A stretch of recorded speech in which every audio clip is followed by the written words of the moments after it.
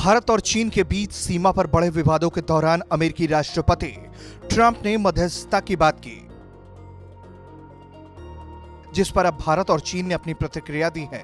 जहां एक तरफ भारत ने दोनों देशों के बीच पनपे विवाद में मध्यस्थता की बात अस्वीकार करते हुए आपसी बातचीत से विवादों को सुलझाने की बात की है, तो वहीं चीन की सरकारी मीडिया ने भी कहा है कि चीन और भारत को वर्तमान में सीमा पर जारी टकराव खत्म करने के लिए अमेरिका की मदद की जरूरत नहीं है।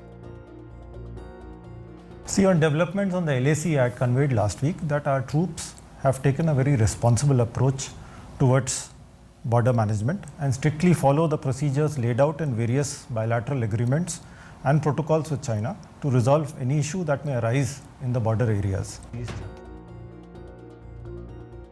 अमेरिकी राष्ट्रपति डोनाल्ड ट्रंप ने दोनों देशों के बीच सीमा विवाद सुलझाने में मध्यस्थता करने के बाद एक ट्वीट के जरिए कही थी, जिसके बाद चीन की मीडिया ने यह प्रतिक्रिया दी है।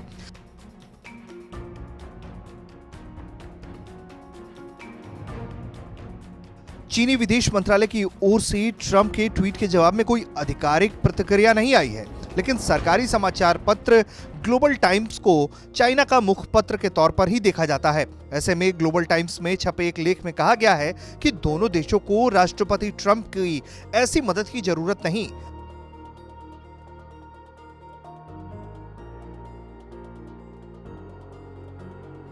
ग्लोबल टाइम्स ने कहा है कि हालिया विवाद को भारत और चीन द्विपक्षीय वार्ता से सुलझाने में सक्षम है। दोनों देशों को अमेरिका से सतर्क रहना चाहिए, जो कि क्षेत्र में शांति और सद्भाव को बिगाड़ने के अवसर की तलाश में रहता है।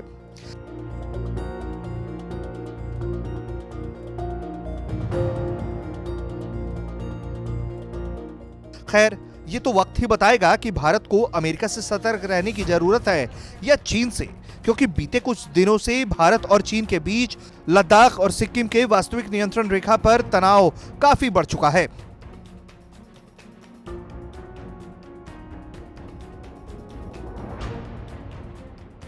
सीमा पर दोनों देशों ने सैनिकों की तैनाती और पेट्रोलिंग बढ़ा दी है। इस महीने की शुरुआत से ही लद्दाख में चीनी सैनिकों और भारतीय सैनिक आमने सामने हुए थे।